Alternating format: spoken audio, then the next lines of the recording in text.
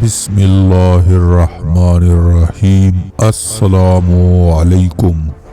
دنیا بھر میں امراض قلب سے آگاہی، نئی تحقیق، علاج کے جدید طریقے متعارف کرانے اور احتیاطی تدابیر اختیار کرنے کی جانب خصوصی توجہ دلانے کے لیے ہر سال عالمی یوم قلب منایا جاتا ہے۔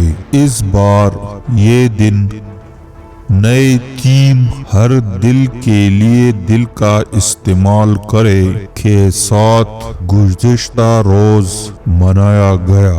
مختلف تقاریب میں طبی ماہرین نے وہ بنیادی معلومات عام کیے جو دل کو مضبوط صحت مند رکھنے میں اہم کردار ادا کرتے ہیں۔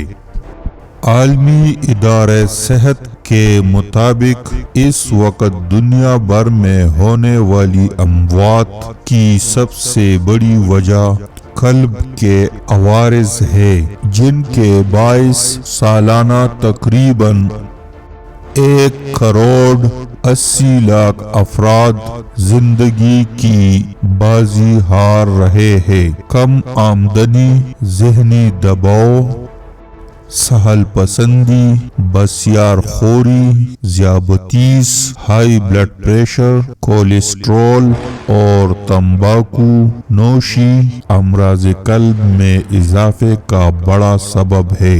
ماہرین نے اس تاثر کو بھی رد کیا ہے کہ صرف بڑھتی عمر کے ساتھ ہی امراض قلب کا خطرہ بھی بڑھ جاتا ہے۔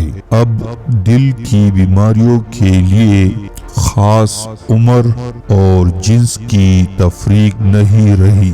ایک تحقیق کے مطابق گزشتہ 2 برس میں کورونا کی وبا کے دوران نوجوانوں میں خصوصاً 30 سے 40 برس کی عمر کے ہارٹ اٹیک کے کیسز زیادہ رپورٹ ہوئے، جن کے بڑے اسباب بے روزگاری، راتوں کو جاگنا، پرتشدد آن ڈور ویڈیو گیمز، اپنوں سے دوری، تمباکو نوشی اور آئی سگریٹس کا استعمال سامنے آئے ہیں۔ طبی ماہرین کا کہنا ہے کہ دل کا عارضہ کبھی اچانک لاحق نہیں ہوتا۔ کوئی نہ کوئی علامت مرض کی نشاندہی کرتی رہتی ہے، جن میں سینے میں درد اور دباؤ، سانس لینے میں دشواری،